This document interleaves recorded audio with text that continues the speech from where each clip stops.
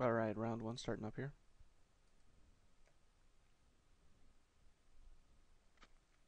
Looks like the opponent's not here though, so I'll pause it. And he immediately came back. Decent start here. We've got 2-drop, 3-drop, bounce, and bomb. No evasion for our lookout, but we don't need to make the choice about soul bonding to the ghoul until turn 3 anyway, so hopefully we get a better option before then. And even if we do bond to it, there'll be plenty of opportunities to chump block with it and reset that bond.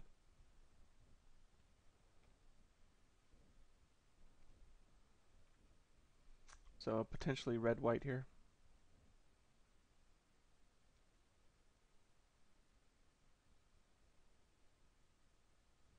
Lightning Mauler go. Nope.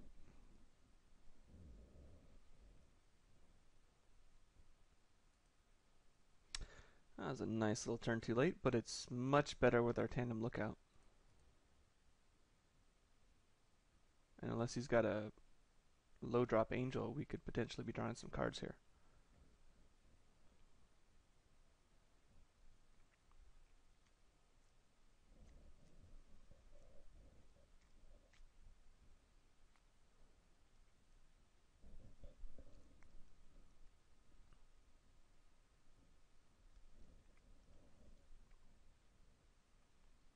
Very glad he used that Guise of Fire.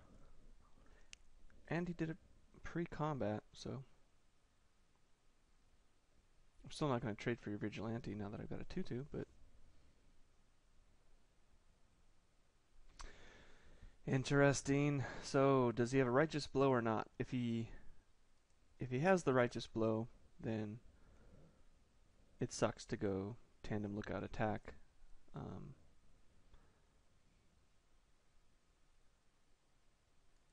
But it's not like we have a whole lot of other choices. I'm not going to go Wingcrafter and bond it, so. And if he's got Righteous Blow, he's going to want to use it on the Ghoul, which means we get to keep our source. So.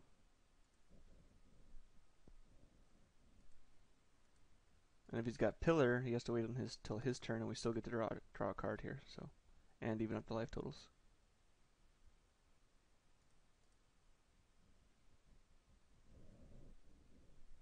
All right, we've got all the land we need now.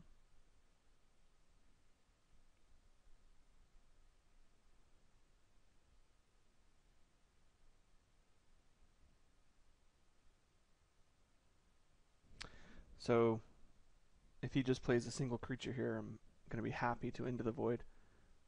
It's going to give me 4 damage in, and it's going to draw me 2 cards, which is going to be huge. It's going to buy me enough time to set up a spear.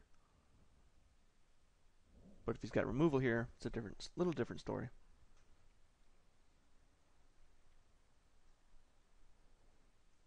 Looks like he didn't draw a 4th land, so.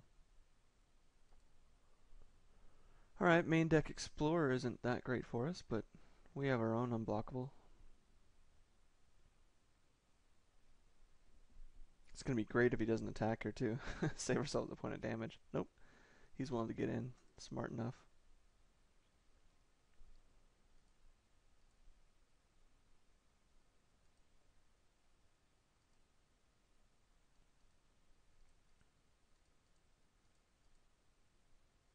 We're drawing really well here.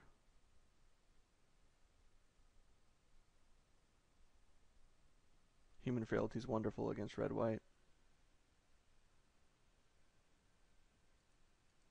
It's not amazing against a Thatcher Revolt token or anything, but they're definitely playing a lot more humans than most decks, color combination decks.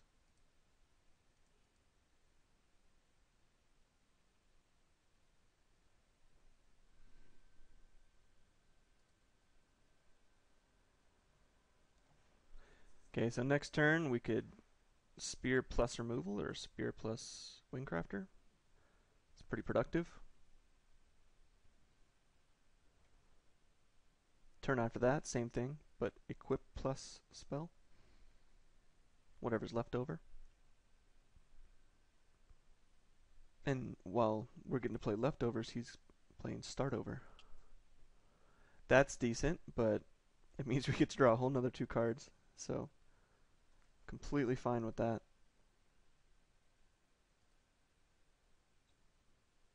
He's going to have to kill the lookout with his come into play, but we've already gotten 5 draws off of it. And I'm happily going to keep drawing here. Just discard land. It's an interesting choice to, do I play Latch Seeker merely so that I can maybe force him to try and, oh no, because he could just kill them both. They're both 1/1, and he's got 2 creatures he can play that we know of. So I think just stick with the Spear and Wingcrafter.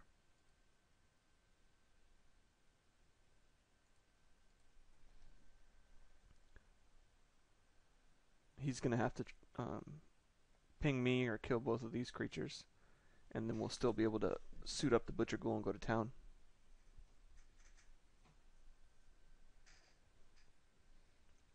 So I think he's just too far behind at this point. Even if Thatcher Revolt at this point isn't enough.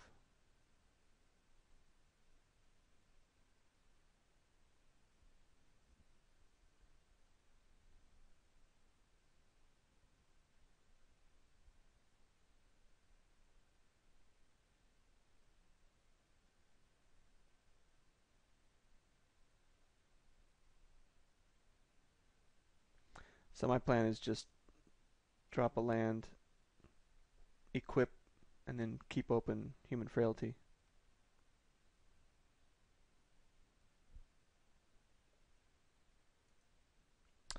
Keep open double Human Frailty.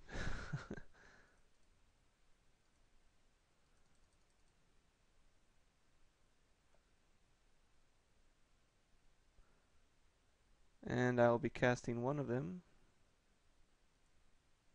before attacks. Hopefully he doesn't understand Vigilante and he thinks it'll do the ping damage no matter what, and he'll overlook the first strike. That's a lot of what ifs.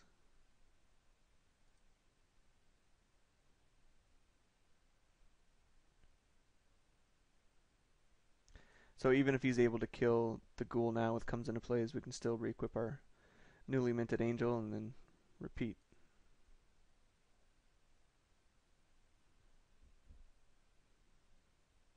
The one caveat to this spear, the one downside, is that it really gives no power toughness bonus. So your creature is still vulnerable. So you've invested 4 mana to equip, but really doesn't protect the wearer all that well.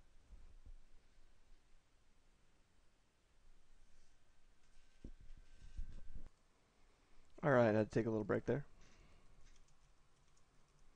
Had a business phone call come in. Okay, so we're still sitting pretty here. He's tapped out.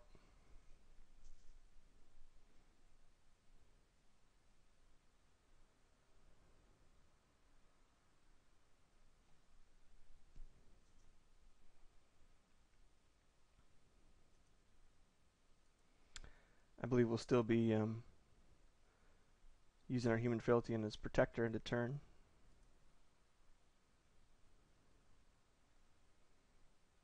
Just so we can safely attack.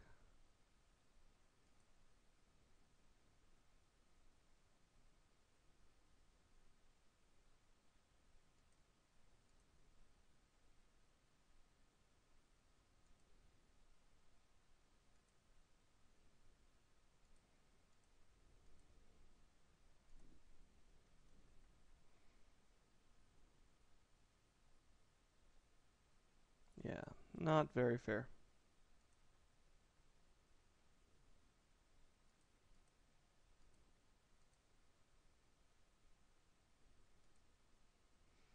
I'm not going to cast anything else. Got 10 power on board and a crippling chill. So, 2, 3, 4. We can, however, re-equip this. Well, yeah, I'm going to re-equip the spear just in case, and I can still leave open crippling chill. Takes the first strike away from our only ground unit, but it's much more likely that this is going to be viable. Yep. Okay, so he's got an enchantment that might cause us some harm. We've got a lot of 1 toughness dudes. We've got all of our we've got double Searchlight Geist, or no, we took 1 out. So Lookout, Geist, Latch Seeker, Ghoul, Artist, Alchemist, Double Wing Crafter. So that's a nice handful that. But if he's got Justice out, you know, maybe our creatures can make a brief appearance and then we splinter them away. Or they're just going to be fodder for a Taskmaster anyway, or we're pumping out Angels and it doesn't really matter. Into the Void loses a little bit of value, obviously, if we're just giving him more triggers for his Vigilante Justice.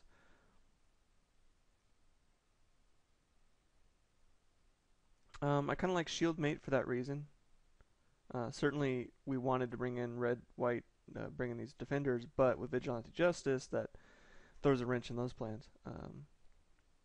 He didn't have anything amazing, so no point in really bringing down Hallowed Pact. But Shield Mate is something, the only thing really I'm considering. Ghoul Flesh is probably pretty good against him too, but I feel like we have enough removal. And I'd choose these over Ghoul Flesh. I choose Crippling Chill over Ghoul Flesh as well. So if we bring in Shield Mate, what do we take out? Maybe a Geist for the reason previously mentioned.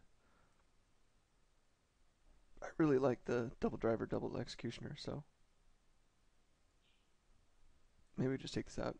I don't want to be spending 4 mana just to make this trade with one of his 3 toughness guys.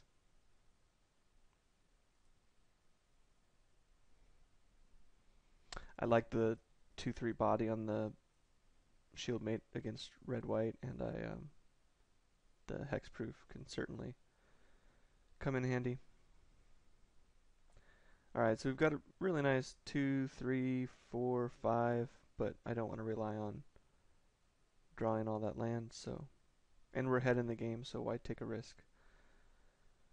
Oh, ugly again, so I'm going to 5.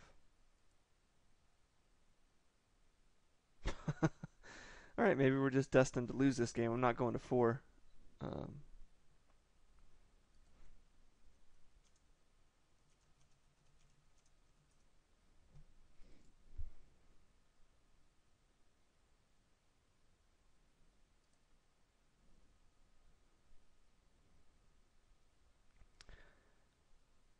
Hindsight's an amazing thing, but we could have just stuck with our first hand.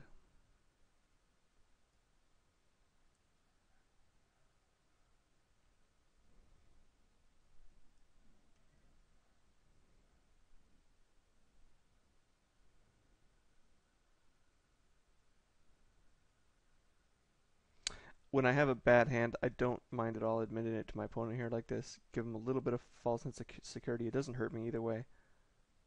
Maybe they overcommit, and then I actually draw into some land or something.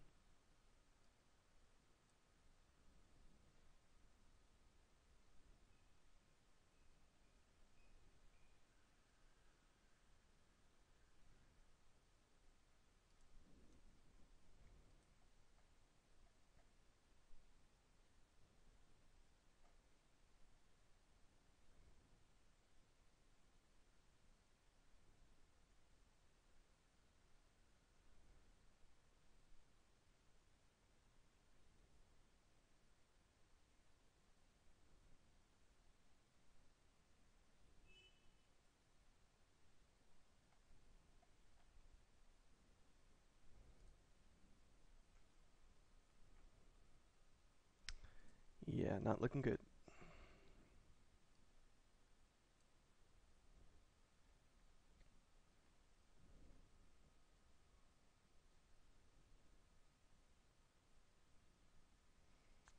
Second land does nothing for us. We need to go land.